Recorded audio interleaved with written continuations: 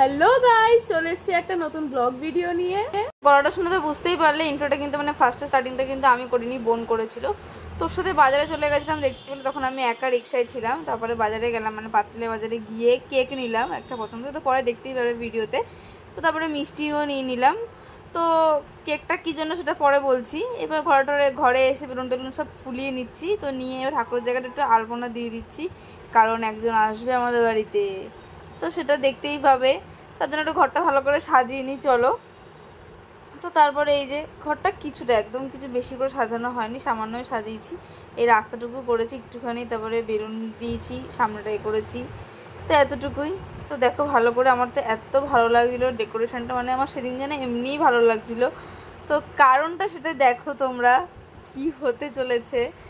মানে এই যে এটা হলো বোনের বান্ধবী, মানে পিয়া, ওর সেদিনকে বার্থডে ছিল।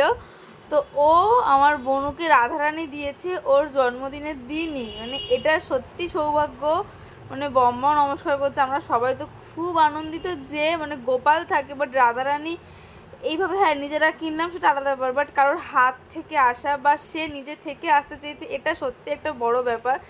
মানে আমি জানি না কি বলবো, আমি ভাষাও খুঁজে পাচ্ছি না, বাট আমি এক্সপ্লেনও করতে পারছি না কি বলবো। তো তারপর দেখো পিয়াও চলে আসে, এরকম দাঁড়া তুই বাইরে, আমি ভিডিও করব।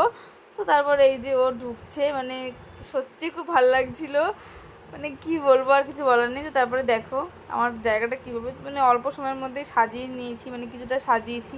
তো তারপরে ও এনেছে, ও বলছিল কে রাখবে, বলছি না তুই নিজেই রাখ, কেন তুই নিয়ে এসেছিস, তোর হাত ধরে এসেছেন, তো তুই রাখ। তো তারপরে এই দেখো ও একটু নমস্কার করে নিচ্ছে।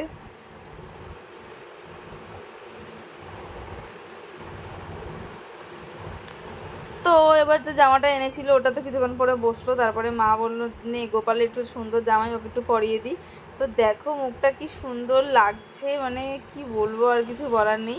তো দেখো এইটা মিনিমাম 1 সপ্তাহ হয়ে গেছে, ভিডিওটা আজকে পোস্ট করছি, ঠিক আছে। সেদিন কিছুই এখনও চুল কিছু করা হয়নি, তো আনা হবে সব কিছুই। এবার তোমাকে দেখাবো আবার পরে রাধারানীর মানে কীভাবে সাজগোজ করানো হলো বা কিছু, সেটা একটা নতুন এক্সট্রা কোনো ব্লগে আমি দেখাবো, নতুন ব্লগে।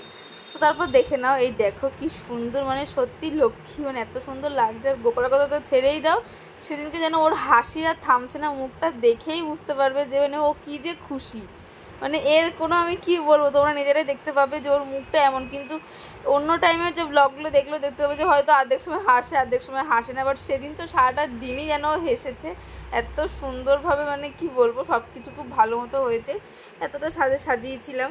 তো বারবার এই একটাই ভিডিও, মানে রাস্তাটাই এত সুন্দর লাগছিলো, আমার ইচ্ছা ছিল অন্য কিছু করার, একটুখানি মানে আলতা টালতা পায়ে করে ঢুকে, সেটা তাড়াতাড়ি কিছু করা হয়নি। তো নিচে বসেছিল মানে এই রাধারানীকে নিয়ে, তো তার জন্য তাড়াতাড়ি করে এনেছিলাম উপরে। তো দেখো এতটুকুই করেছি। রাধারানীকে তো দেখেই নিলে, আমাদের রাধারানীর ডেকোরেশন মানে আসা থেকে শুরু করে সব কিছুই। তো এরপর যে কেকটা নিয়েছিলাম সেটারও তো একটা ব্যাপার হবে না। তো তারপরে এই যে সব কিছু হয়ে যাওয়া, পিয়াকেও বসিয়ে দিচ্ছি কেক টেক কাটার জন্য। তো দীপান্বিতা ছিল, রিয়া ছিল, বোন ছিল, আর ভুতো তো থাকবেই অল টাইম। আমি বলছি আমার বাড়িতে কেউ আসলে ভুতো এমনি চলে আসে। তো আজকের